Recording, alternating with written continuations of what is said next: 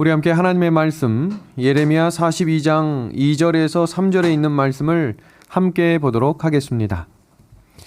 선지자 예레미야에게 이르되 당신은 우리의 탄원을 듣고 이 남아있는 모든 자를 위하여 당신의 하나님 여호와께 기도해 주소서.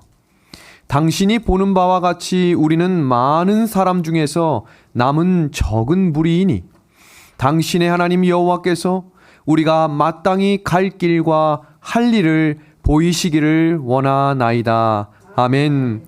오늘 성경 본문은 우리에게 갈 길과 할 일에 대한 명확한 정의를 내려주고 계신데요. 성경에서 이야기하고 있는 갈 길은 무엇인가?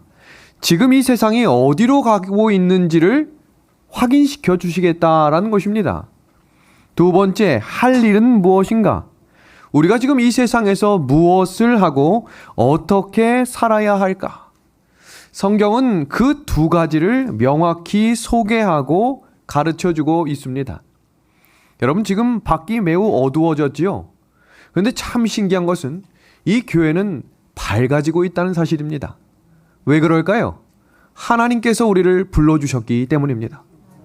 어두운 곳에서는 반드시 필요한 것이 빛이 있어야 합니다. 성경에서는 우리에게 그 빛에 대한 설명을 시편 119편 105절을 통해 우리에게 이렇게 소개하십니다. 같이 한번 읽어볼까요? 주의 말씀은 시작. 주의 말씀은 내 발의 등이요 내 길의 빛이니이다. 아멘. 왜 등이라고 하셨을까요? 한 걸음 한 걸음을 인도해 주실 것을 약속해 주고 계신 것입니다. 1년도 인도하시는 분이지만 오늘 하루 그리고 내일을 한 걸음 한 걸음 인도해 주시는 하나님을 만나기 위해 우리에게 꼭 필요한 것이 무엇임을 소개하고 있는 겁니까? 성경입니다. 제가 오늘부터 특별히 시작하는 것은 무엇이냐면 개신교인들뿐만 아니라 처음 신앙을 받아들이고 우리 자녀들 중에 잃은 양들이 너무 많다라고 하는 이 장로님 집사님들의 요청을 듣게 됐습니다. 그래서 우리 교인들이 다시 성경의 기초를 어떻게 연구할 수 있을까를 제가 깊이 생각해 보다가 교회를 세우고 있는 뼈대 28가지 교리뿐만 아니라 성경에서 우리가 정확히 알아야 하고 그 내용들에 대해서 명확히 깨달을 때에 이 신앙을 떠나지 않는 성경의 기둥 같은 교리들을 이제 올 한 해 동안 매주 저녁 시간마다 하나씩 깊이 살피려고 합니다.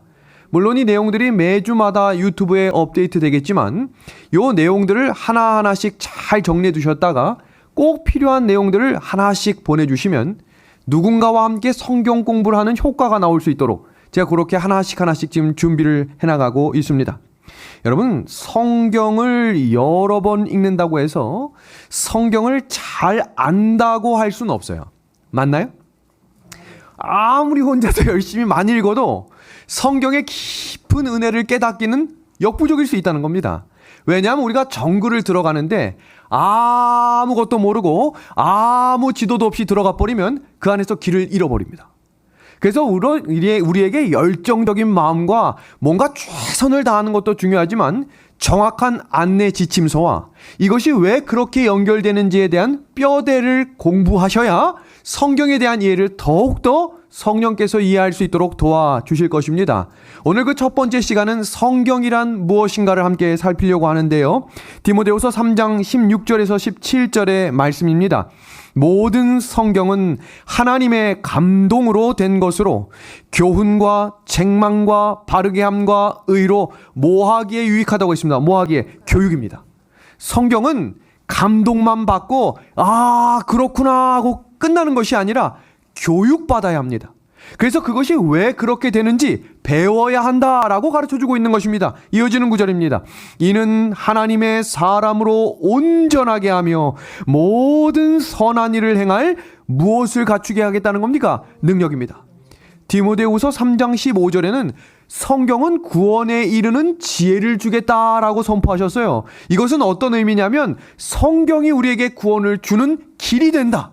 그 의미를 오늘 이 시간 함께 깨닫게 되기를 간절히 소망합니다. 예수님께서 이 땅에 오셔서 가장 길게 하신 설교가 어떤 설교인지 알고 계시죠? 산에서 하신 설교, 산상수훈입니다. 여기 한자로 제가 산상수훈이라고 써놨는데 산상수훈의 뜻은 다음과 같습니다.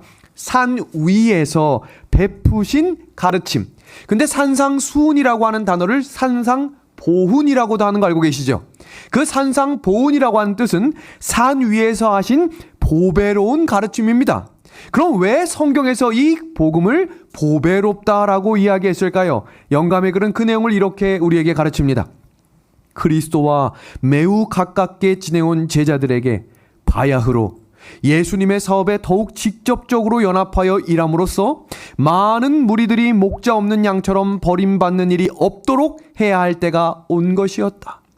이제 그들이 그분의 사명에 나타난 거룩한 특성을 어느 정도 확신할 만큼 충분히 그분과 오래 지내왔고 또 백성들도 의심할 수 없는 그분의 능력에 대한 증거를 보게 되었으니 그분의 나라가 가지는 진정한 특성을 바로 이해하는 데 도움이 될 그 나라의 원칙들을 공포할 준비가 이루어진 셈이었다.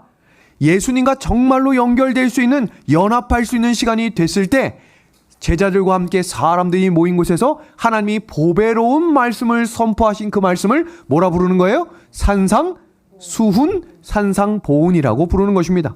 그럼 산상수훈의 구조를 좀 먼저 살핍니다. 산상수훈은 두 가지 핵심적인 내용이 있는데 하나님의 나라는 이런 곳이다. 그리고 두 번째는 하나님의 나라에 거할 백성들은 이 땅에서 이런 삶을 살아가라. 매우 중요한 내용이죠. 하나님의 나라가 이런 나라라면 하늘나라에 갈 백성들은 이렇게 이 땅에서 살아가라. 매우 중요한 말씀입니다. 그래서 마태복음 5장 1절부터는 그 이어지는 내용을 통해서 하나님의 나라와 하나님 나라에 거할 백성들은 이렇게 걸어가야 한다라고 하는 내용을 소개하는 내용입니다. 그리고 이어지는 내용은 황금률로 남에게 대접을 받고자 하는 대로 너희도 남을 뭐하라고 가르쳐 주셨습니까? 대접하라 라고 이야기합니다. 그리고 요약을 끝내지요. 여기서 끝났다면 제자들이 궁금했을 텐데 그 하늘에서 살 백성들이 이 땅에서 살아가는 원리를 이렇게 소개하시면서 세 가지 비유를 들어주셨는데 그 첫 번째가 반석과 모래 위에 지은 집에 대한 이야기와 좁은 문을 들어가는 사람과 넓은 문에 들어가는 사람의 이야기와 좋은 나무와 나쁜 나무의 세 가지 비유를 들어주는데 이 세 가지 비유는 모두가 한 가지입니다. 그래서 오늘은 그 시작에 반석 위에 지은 집과 모래 위에 지은 집을 소개하겠습니다. 여러분, 산 위에 집을 짓는다는 것은 사실 굉장히 어려운 일입니다. 그런데 왜 예수님께서는 반석 위에 집을 지어야 한다라고 소개하셨을까요? 그 본문의 내용을 잠시 소개합니다. 그러므로 누구든지 나의 이 말을 듣고 행하는 자는 그 집을 어디 위에? 반석 위입니다. 근데 그 반석으로 끝이 나지 않고 반석 위에 집을 지은 사람을 어떤 사람이라고 소개합니까? 지혜입니다.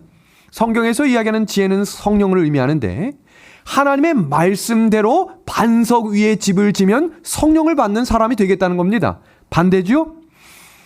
비가 내리고 창수가 나고 바람이 불어 그 집에 부딪히되 무너지지 아니하나니 이는 주추를 반석 위에 놓은 까닭이요 나의 이 말을 듣고 행하지 아니하는 자는 그 집을 어디 위에? 모래 위에 지은 사람을 뭐한 사람이라고 표현합니까? 어리석다라고 표현합니다. 오늘 사실은 성경에 대해서 소개하기 위한 내용이기 때문에 이 본문 내용을 간략하게 소개하고 넘어갑니다.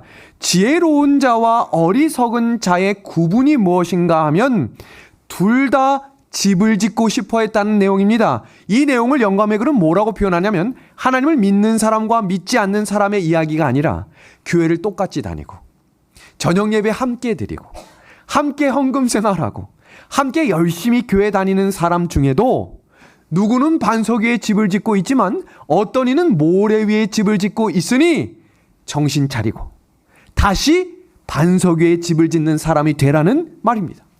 그럼 오늘 우리 집이, 나의 마음이 어디에 있는지를 점검해 봐야겠죠. 여기서 확인할 수 있는 매우 중요한 사실은 설계도도 같고 형태도 같아서 어떤 사람이 어떤 곳에 집을 지었는지 모를 수 있다라는 내용입니다. 그런데 이게 언제 결정이 나는가? 비가 내리고 창수가 나고 바람이 불면 똑같은 설계도에 똑같은 집이지만 그 기초가 어디에 있느냐에 따라 전혀 다른 결과가 나올 수 있다는 겁니다. 많은 사람들은 성경이 무엇이냐? 3927, 구약과 신약, 예수님이 오신다, 이런 기본적인 내용들은 어려서부터 계속 들어왔지만 기초로 배워야 될 예수님이 어떤 분이고 하나님이 왜 우리에게 필요하며 하나님의 성품이 어떤 것인지를 정확히 배워본 적이 없는 분들이 있다는 거예요. 그래서 성경은 반석 위에 집을 짓는 사람이 누구인지를 정의 내리고 있습니다. 한번 볼까요? 고린도전서 10장 4절의 말씀입니다. 같이 읽어주시겠습니까? 그 반석은 시작. 그 반석은 곧 누구라고 이야기합니까? 누구요? 그리스도입니다. 그리스도. 내 마음에 지금 예수님이 거하는 사람인지 아니면 내 마음 밖에 예수님이 거하는 사람인지를 오늘 점검해 보아야 합니다. 그 말씀을 들은 사람들은 마음이 나뉘어졌습니다. 마태복음 7장 28절에서 29절입니다. 예수께서 이 말씀을 마치심에 무리들이 그의 가르치심에 놀라니 이는 그 가르치는 것이 권위 있는 자와 같고 그들의 서기관들과 같지 아니합니다. 영감의 글은 그 내용을 이렇게 소개합니다. 너무너무 중요합니다. 같이 보겠습니다. 사람들은 그분의 말씀에 크게 감동되었다. 진리의 원칙들을 담고 있는 거룩한 미가 그들을 끌었으며 그리스도의 엄숙한 경고가 마음을 쪼개고 하나님의 음성처럼 그들에게 들렸다. 그분의 말씀이 그들이 전에 가졌던 사상과 견해의 뿌리를 뒤흔들었다. 그런데 중요한 말씀이 시작됩니다. 그러나 변화되지는 않았다. 그 말씀을 그들의 생애의 지침으로 받아들이고자 한 사람은 있었대요? 없었대요? 없었습니다. 감동만 받고 끝난 것입니다. 그런 사람들을 모래 위에 지은 사람이라고 표현한 겁니다. 아, 매주 감동받고 계십니까? 아멘 아멘 열심히 하고 계십니까? 그런데 그 말씀이 삶 속에서 이루어지거나 변화됨을 경험하지 못한다면 마지막 때에 비가 내리고 창수가 내리고 바람이 불 때 완전히 무너지는 집이 되겠다는 것입니다. 그러니까 사실 오늘 공부 필요한 시간입니까? 흔들릴 수 있는 모든 것이 흔들리는 시기입니다. 해이해진 마음의 변화가 필요합니다. 하나님께 생각을 집중해야 합니다. 본성적으로 기우는 육신의 생각을 정복하기 위해 열렬하게 노력해야 할 때입니다. 여러분, 성경에서 가장 많이 나오는 단어가 혹시 뭔지 아십니까? 성경에서 제일 많이 나오는 단어, 굉장히 쉬운데 하자로 시작하는데 하나님입니다. 그럼 하나님이 몇 번 나오는지 혹시 아십니까? 한 번도 세본 적이 없으니까, 그죠? 알려드릴게요. 3582번이 나옵니다. 어마어마하게 나오죠? 성경이 전체 총 1189장으로 되어 있거든요. 그러면 3582번이면 한 장당 적어도 두세 번씩 하나님이 계속 나오는 거예요. 우리가 잠시 후에도 살피겠지만 하나님의 말씀을 증거하거나 전하거나 기록하는 사람들은 반드시 했던 말이 있어요. 하나님이 말씀하셨다. 우리에게 능력이 역사되고 우리 교회가 영적으로 변화되고 부흥하는 교회가 되려면 그 사람의 입에서 하나님이 말씀하셨다는 이야기가 흘러나와야 됩니다. 그럼 두 번째로 많이 나오는 단어가 뭘까요? 가라사대, 이르시되, 말씀하시되. 그럼 지금 이 하나님하고 이 세 개의 단어를 한 단어로 만들면 뭐가 됩니까? 하나님의 말씀이 되는 거예요. 그걸 뭐라고 부르는 거예요? 성경이라고 부르는 거예요. 그럼 바이블, 성경이라는 이 바이블의 뜻을 들어본 적이 있습니까? 수십 번, 수천 번을 성경을 읽어도 제가 이렇게 성경 공부를 할 때마다 여러분 성경의 뜻이 뭡니까? 모른대요. 지금 한번 배워봅시다. 성경이라고 하는 뜻은 비블리온이라고 하는 단어로 단어의 의미는 그 책이란 뜻이에요. 그럼 도대체 그 책이라는 의미가 뭘까? 신약 성경에는 이렇게 나와 있습니다. 하나님을 찾는 인간의 부르짖음과 인간을 찾으시는 하나님의 애태우심이 만나는 공간이 어디라는 거예요? 어디? 성경이라는 것입니다. 기독교 신앙이라고 하는 것은 고통을 받는 인간을 찾아오시는 하나님을 만나는 것입니다. 여러분, 우리가 기억해야 될 것은 내가 어렵고 힘들기 때문에 하나님을 찾아간다고 생각하시면 오해입니다. 어렵고 힘들고 아파하고 있으면 하나님이 우리를 찾아오시겠다고 약속해 주셨습니다. 아멘이에요? 놀라운 사실이에요. 이걸 경험해야 되는 거예요. 우리는 어떻게 하나님을 찾아가? 아니요. 사람은 하나님을 만날 수 없어요. 그래서 누가 누구를 만나줘야 하냐면 하나님이 사람을 만나 주셔야 하는 이야기가 성경입니다. 놀랍죠? 우리는 성경을 그래서 배워야 되는 거예요. 성경에 영감의 글은 이렇게 소개합니다. 하늘에서 오는 지식은, 성경은 생명의 떡이다. 그것은 만국을 치료하기 위한 생명나무의 잎사귀들이다. 그리스도의 말씀을 신뢰하고 실천할 때 영적 생명의 전류가 영혼을 전율시킨다. 이어지는 말씀 같이 읽어보겠습니다. 그리하여, 시작. 그리하여 우리는 그리스도와 하나가 된다. 여러분, 그리스도와 하나가 되는 원리는 뭐밖에 없다고 지금 이야기하고 있는 거예요? 성경입니다. 하늘에서 오는 지식, 그건 성경이거든요. 성경은 무엇을 이야기하는가? 하나씩 보겠습니다. 세상과 인류의 기원인 천지 창조를 가르쳐주고 있는 유일한 책입니다. 두 번째는 범죄한 인간을 구원하시는 사랑의 하나님.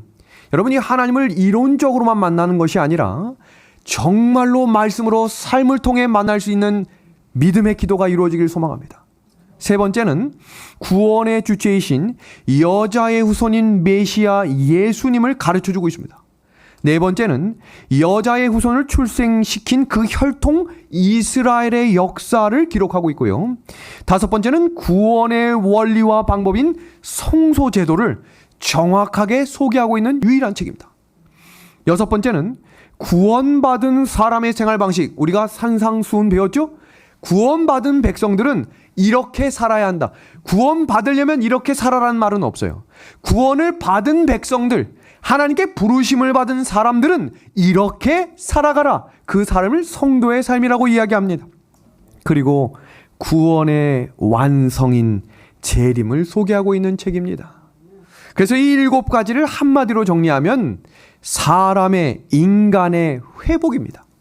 그래서 디모데후서 3장 15절에 내가 어려서부터 성경을 알았나니 라고 소개하면서 이 성경은 곧 구원에 이르는 지혜를 주겠다라고 선포하고 있습니다. 자, 그러면 성경의 구조를 하나씩 살펴봅니다. 성경은 무슨 책과 무슨 책으로 되어 있죠? 구약과 신약으로 되어 있습니다. 여기에 약은 어떤 약인가? 언약의 약자입니다. 그럼 어떤 약속을 하는 것인가? 우리 구약이 몇 권으로 되어 있습니까? 우리 지금 침례 공부하시는 분들하고 제가 매주 토요일 성경 공부하고 있잖아요. 모거니아가 얼마나 재밌게 성경 공부를 하는지 몰라요. 모거니아 아빠도. 그러면서 제가 구약과 신약을 암송하는 방법을 이렇게 가르쳐줬습니다. 39, 27 더해서 66권. 이 원래 교회를 다니는 분들은 대답하기도 좀 그렇죠? 너무 당연한 거니까 처음 배우는 사람들은 재밌어요. 그런 마음으로 들어주십시오. 그럼 이 구약 39권은 뭐에 대해서 소개하고 있는가? 죄 지은 사람이 죽게 되는데 그 죽는 사람을 구원하시기 위해서 하나님의 아들이신 예수님이 오실 거다. 그 처음으로 오신다라고 하는 것을 뭐라고 부르는 거냐면 붉은색 글씨 뭐라고 되어 있습니까? 초림입니다. 그럼 신약의 27권은 뭐에 대해서 계속 강조하는가? 죄악 세상. 우리가 죄로부터는 구원을 받았지만 여전히 이 땅은 누가 지배하고 있는 거예요? 사탄 마귀가 매일매일 유혹하고 매일매일 넘어뜨리며 성경 베드로 전후서에는 사탄이 뭐처럼 달려들겠다고 이야기합니까? 우는 사자입니다. 우는 사자. 그러니까 그 우는 사자처럼 달려드는 이 죄악 세상이 완전히 깨끗해지기 위해서 예수님께서 다시 오실 것이다 라고 선포하는 이야기를 신약 용어로 뭐라고 이해하는 거예요? 재림이라고 하는 거예요. 그래서 이 구약과 신약 사이는 예수님의 탄생과 죽음과 부활로 구약과 신약을 연결하여 한 권으로 이루어진 책을 뭐라고 부른다는 거예요? 성경이라고 부르는 것입니다. 기독교는 세계 역사와 아주 밀접한 종교입니다. 이 태섭이 예섭이가 이제 다니엘서 안 하느냐? 제가 그랬어요. 앞으로 못 들어볼 수도 있다. 지난 한 해 동안 매주 화요일마다 들어서 지금 56강을 끝냈습니다. 여러분, 대단한 여정을 인도하신 하나님께 감사합니다. 다니엘은요, 우리 삶 속에서 알아도 되고 몰라도 되는 것이 아니라 반드시 알아야 마지막 싸움에서 하나님의 백성다운 충성을 다할 수 있는 원리가 그곳에 들어있습니다. 근데 다니엘서에서 계속 강조하는 건 뭐냐면 세상 역사를 누가 주관하신다는 거예요. 누가? 하나님입니다. 지금 이 나라를, 지금 이 세계를 누가 주관합니까? 미국의 대통령입니까? 아닙니다. 하나님이십니다. 우린 그런 믿음을 가진 성도로 걸어가기 때문에 우리가 오늘도 뭘 신뢰하는 백성이 되는 거예요? 성경입니다. 이 성경 역사가 세상 역사와 얼마나 긴밀히 연결되어 있냐면 오늘이 몇 년 몇 월 며칠입니까? 2023년 2월 14일입니다. 그럼 거꾸로 돌아가서 1900년이 있을 것이고 1500년이 있을 것이고 500년 더 나아가서 100년, 0년이 있어요. 그리고 우리가 알고 있는 많은 역사 속에 BC라고 하는 연도가 있는 것도 다 아실 겁니다. 그렇다면 도대체 이 BC라고 하는 주전과 AD라고 하는 주후가 도대체 뭘 기준으로 나눠졌냐는 거예요. 이렇게 이야기합니다. 예수님의 탄생입니다. 그래서 before Christ, 예수님의 탄생 전이고 아노 도미니라고 하는 예수님의 탄생 후로 지금 우리가 2023년까지 걸어오고 오늘 저녁도 먹고 오늘 이 자리에 앉아서 성경을 배우고 있는 것입니다. 그러니까 우리가 오늘 이 자리에 있다는 것은 예수님께서 이 땅에 오셔서 십자가에 달려 돌아가셨다는 것을 반증하는 대단히 중요한 증거라는 사실입니다.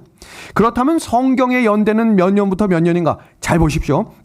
성경의 연대는 BC 1500년부터 AD 100년까지의 역사를 성경 창세기에서 요한계시록 요한이 마지막 아멘으로 끝나는 시점을 연대라고 이야기합니다. 근데 성경에 포함된 역사는 몇 년인가 봅니다. 성경의 역사는 BC 4000년부터 100년입니다. 그러면 이제 성경을 조금만 공부해 보신 분들은 이런 질문을 가지셔야 돼요.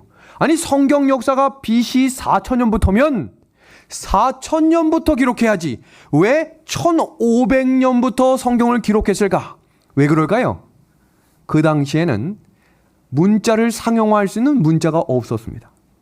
그럼 문자가 언제 만들어졌는가? BC 3000년입니다. 그러면 3000년부터 기록했어야 되는데 왜 3000년이 아니라 1500년입니까? 문자가 상용화가 된 것은 BC 2500년입니다. 그럼 목사님 BC 2500년부터 기록해야지 왜 1500년입니까? 여러분 역사라고 하는 것은 자, 이 그림 한번 보겠습니다. 여러분 백설공주 이야기를 들어보셨을 거예요. 거기에 등장하는 일곱 난장이 아주 재밌죠? 그리고 독사가를 들고 나오는 마녀도 등장합니다. 근데 이 이야기를 들으면서 역사적으로 사실이야 라고 생각하는 사람 혹시 계십니까? 그럼 이상한 거예요. 그죠? 왜요? 이건 꾸며낸 이야기라고 하는 사실을 누구나 다 알고 있습니다. 반면에 저기 광화문 광장에 아주 큰 칼 들고 큰 동상으로 서 있고 우리가 책으로도 듣고 보고 읽고 있는 이순신 장군을 우리가 눈으로 직접 본 적도 없고 만난 적도 없지만 여기에 앉아있는 그 누구도 이 사람이 실존 인물이 아니다라고 생각하는 분 계십니까? 아마 대한민국 국민이라면 없을 거예요. 그럼 질문해 봅니다. 본 적도 없고 만난 적도 없는데 왜 믿습니까? 역사에 기록되어 있기 때문입니다. 자, 제가 왜 1500년부터 기록되어 있는가? 여러분, 왜 1500년인가? 여러분, 성경을 보면요. 창세기나 출애굽기나 그 시작하는 그 첫 구절 위쪽에 연도가 기록되어 있어요. 많은 분들은 그냥 창세기 1장 1절 하고 딱 읽고 계시록 1장 1절 하고 쫙 읽지만 성경을 공부하다 보면 이게 연도가 성경, 구약 성경 장면마다 BC 몇 년이라고 하나하나씩 기록이 되어 있어요. 그렇다면 이 연도가 기록되기 위해서 역사가 되려면 무엇이 필요한가? 지금부터 아주 중요한 내용이 시작됩니다. 나라가 있어야 역사가 존재하는 겁니다. 왜 BC 1500년부터 성경을 기록했을까? 그때부터 나라가 존재했어요. 어떤 나라요? 하나님을 믿는 나라. 하나님이 살아계심을 경험한 나라. 그래서 하나님이 말씀하셨다라고 고백할 수 있는 나라가 시작된 겁니다. 그 나라의 이름을 이스라엘이라고 하나님이 붙여주신 거예요. 그래서 나라가 되기 위해서는 세 가지가 필요합니다. 첫 번째, 영토가 있어야겠죠. 두 번째, 국민이 있어야 합니다. 그리고 세 번째, 뭐가 있어야 돼요? 주권이 있어야 합니다. 그 세 가지가 하나로 뭉쳐져서 하나님이 인도하시는 대로 따라가는 백성. 그래서 출애굽기 구절구절마다 강조하고 있는 구절이 뭐냐면 하나님이 그들을 인도하심에라고 되어 있어요.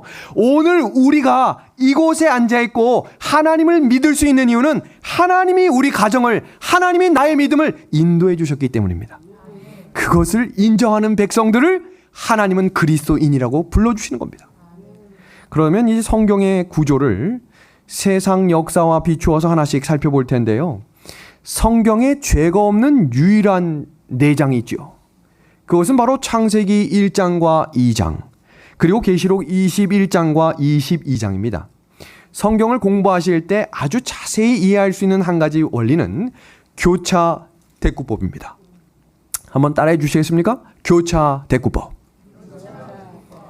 다니엘도, 요한계시록도, 창세기와 계시록도 모두 다 교차 대꾸로 쓰여져 있어요.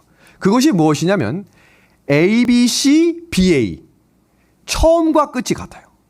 그리고 중간이 같고 핵심이 있습니다. 마찬가지로 모세오경도 한번 해볼까요? 창세기, 그 다음 뭡니까? 출애굽기, 그 다음이요 레위기, 그 다음 민수기, 그 다음 신명기죠. 그러면 창세기하고 연결된 책은 뭘까요? 신명기입니다. 그리고 출애굽기는요? 너무 어렵습니까? 굉장히 헷갈리죠? 민수기. 그래서 출애굽기에 나온 내용들이 민수기에 반복해서 나오는 내용이 많이 있어요. 그럼 이 5권의 책 중에 가장 핵심적이고 가장 중요한 책은 뭐겠습니까? 레위기예요. 근데 많은 성도들, 그리스도인들이 가장 이해하기 어렵다라고 생각하는 책이 뭐예요? 레위기입니다. 그래서 조만간 춘천은하수교회 새벽기도에서 레위기 강의를 시작합니다. 들어볼만 하겠죠? 언제 할지는 아직 공개 안 하겠습니다.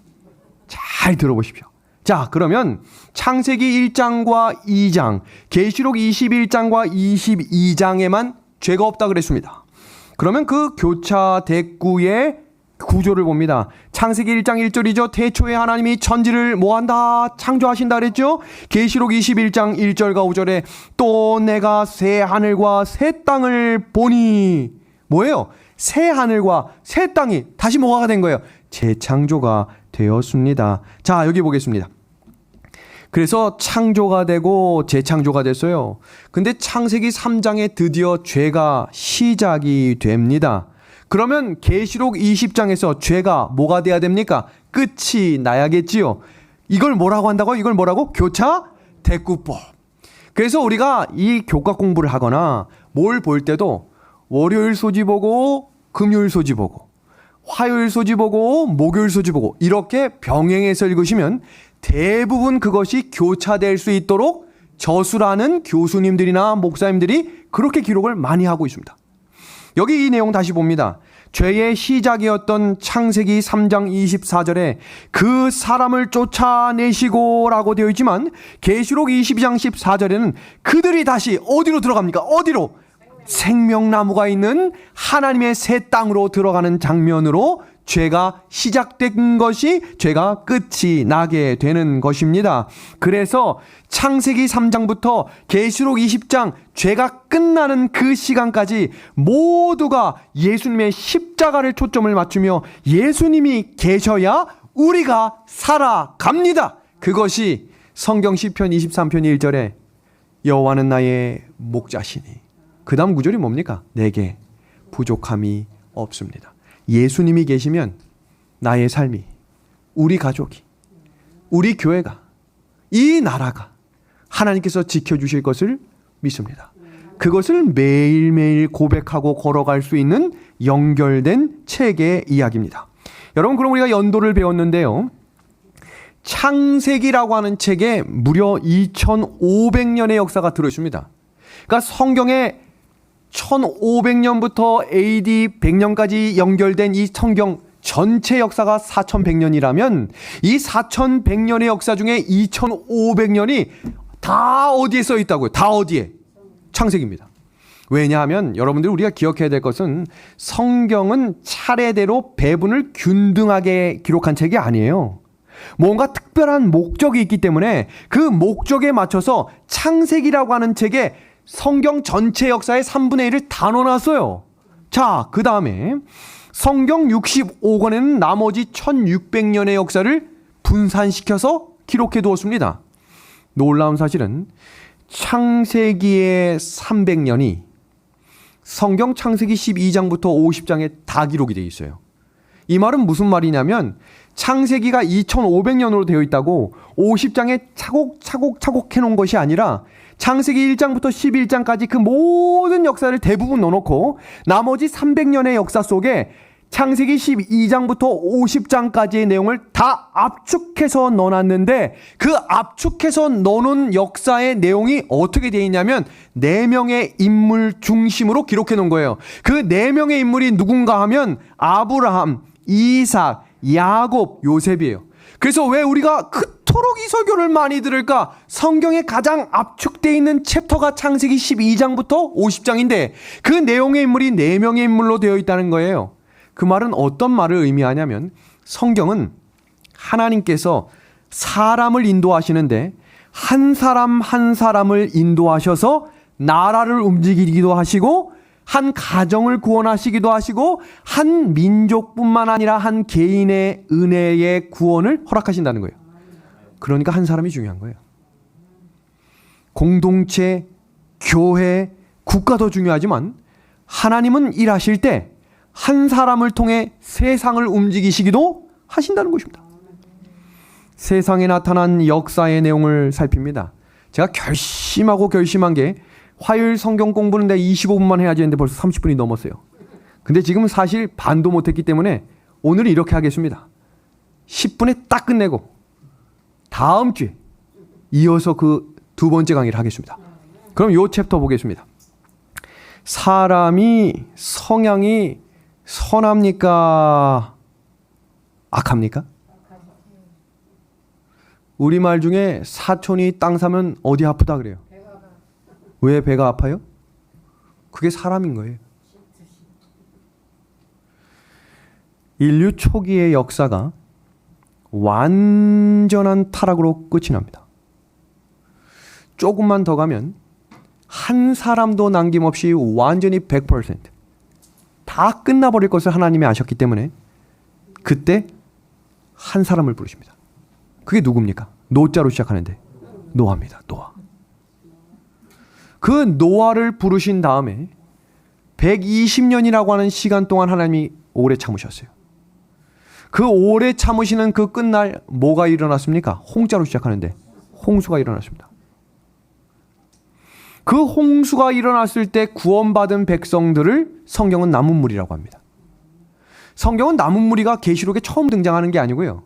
엘리야 시대 때 남은 무리, 아브라함 시대 때 남은 무리, 그 애굽 시대의 남은 무리, 그 사람들의 이름을 성경에 기록해 놓은 거예요.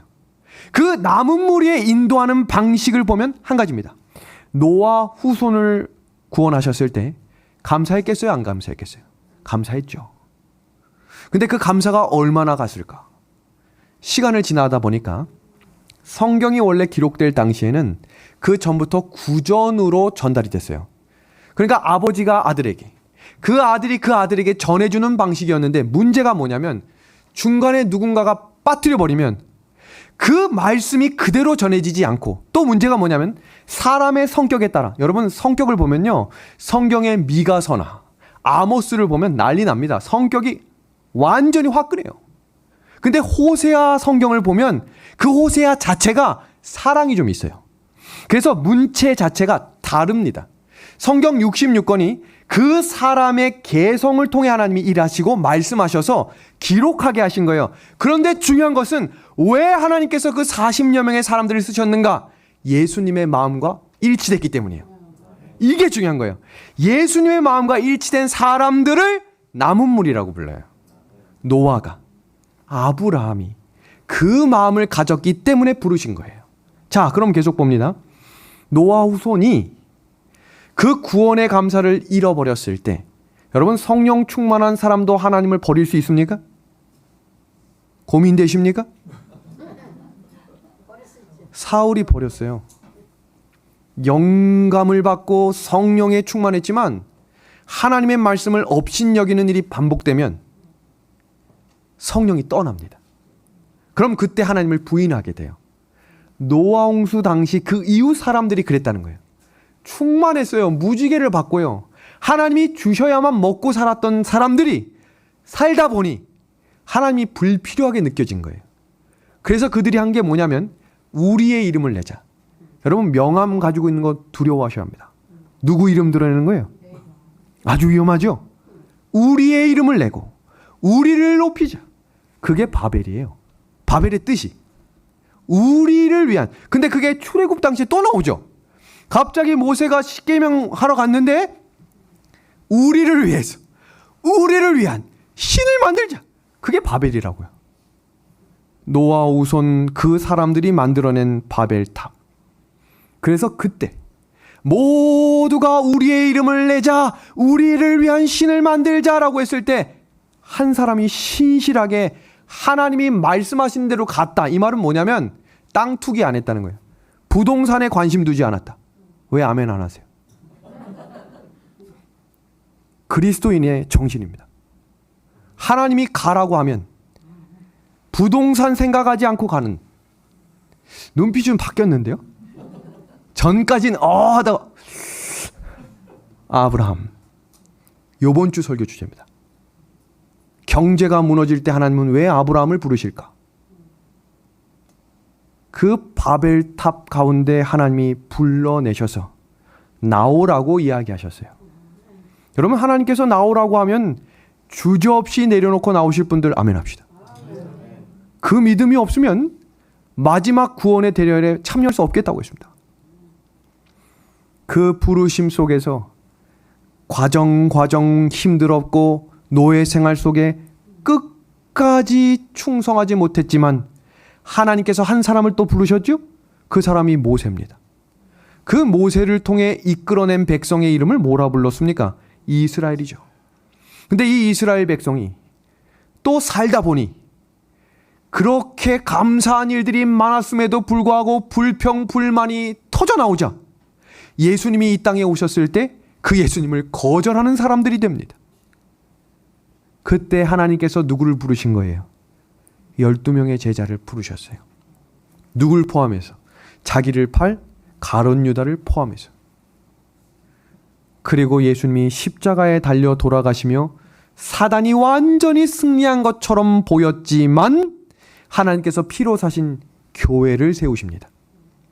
근데 이 교회가 걷다 보니 하루에 3,000명씩 침례를 받았었거든요. 그 3,000명씩 침례를 받다가 갑자기 이방 종교가 교회 안에 또 들어왔어요. 그러니까 지금 이 순리와 원리를 보시면 바벨이 나오고 금송아지 나오고 예수님 죽이고 거기에 또 교회 안에 이방 종교가 들어와서 탄생된 교회를 로마교회 카톨릭이라고 부릅니다. 그때 하나님께서 죄도 사람이 용서한다라고 이야기하며 면죄부를 판매했고 사람이 사람을 심판하고 죽이는 일들이 만연할 때 깨어있는 사람들을 불러내셨는데 그 사람들을 종교 개혁자들이라고 부르시며 그들이 다시 붙들고 전진했던 것은 하나밖에 없습니다. 솔라 스크립트. 뭡니까? 오직 성경입니다. 성경을 가지고 계속 나아갑니다. 그리고 그 성경을 가지고 탄생한 교회의 이름을 개신교회라고 불렀습니다. 순결하고 순수했던 이 교회가 다시 세속화가 되기 시작하자 하나님께서 그 교회를 깨우시기 위하여 다니엘과 요한계시록에 예언되어 있었던 하나님의 남은 자손들을 불러내셨습니다. 그럼 그들이 가지고 전진해야 될 것이 뭐라고 성경이 이야기합니까? 계시록 14장 12절, 계시록 12장 17절. 하나님의 남은 자손들은 무엇을 가지고 전진하는 백성들이에요? 하나님의 계명과 예수의 증거를 가진 자들이라고 선포하셨습니다. 그 사람들이 걸어가는 시대를 뭐라 부릅니까? 심판시대입니다. 지성소 시대입니다. 그 시대 때 하나님이 호소하십니다. 어디서 나오라? 어디서? 바벨론입니다. 그러면 이 정도쯤 되면 부동산 보고 다니는 사람 되지 말아야겠지요? 이건 그냥 제가 우스갯소리로 한 것 같지만 성경에서 성령이 들려주시는 음성이 되기를 소망합니다.